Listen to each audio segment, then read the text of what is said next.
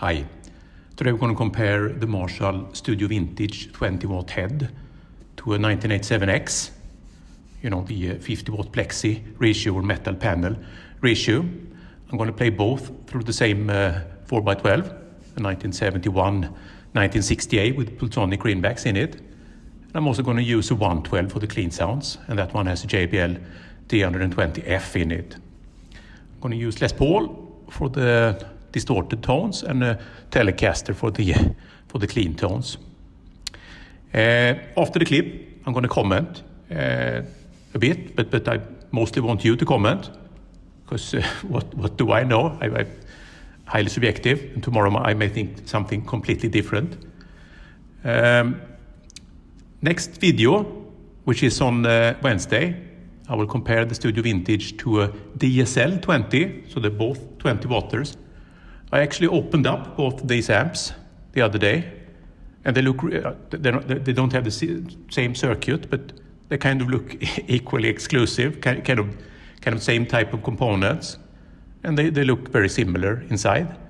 So it's going to be very interesting to see that. I mean, the Studio Vintage is almost twice as expensive as the DSL, so it will be interesting to compare those two as well, sound-wise, through the same cabs. All right, let's check it out and stick around for the end with my comments as well. Cheers.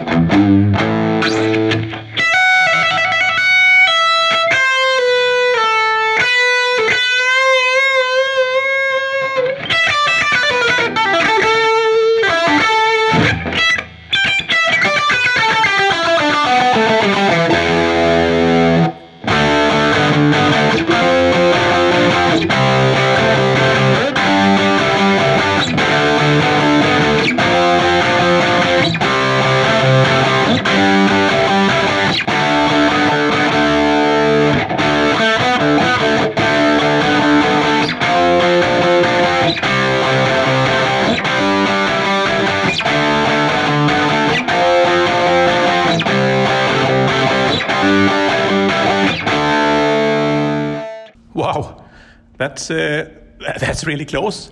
It's of course in the room it's much quieter. I mean, the Marshall is almost 3 times, or the 1987X is almost 3 times as loud. But here recorded, I think they sound really similar. You know, more bass and maybe a bit more sparkle on the 1987X.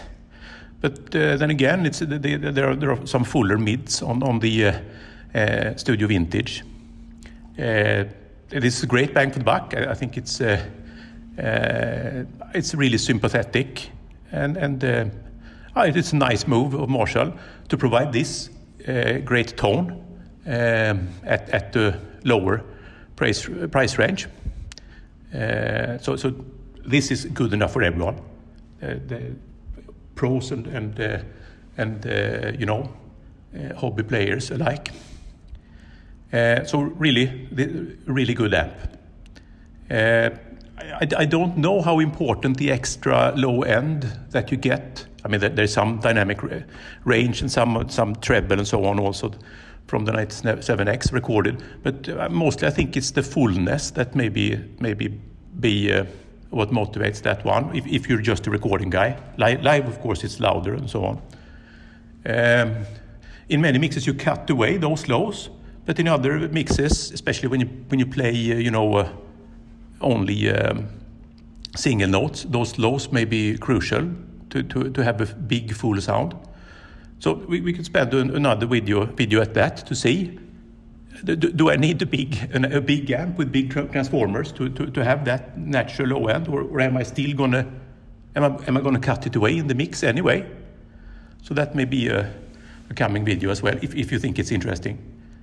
But on Wednesday we compare DSL 20 to Studio Vintage 20. I think that's going to be really interesting. I haven't played them back to back yet.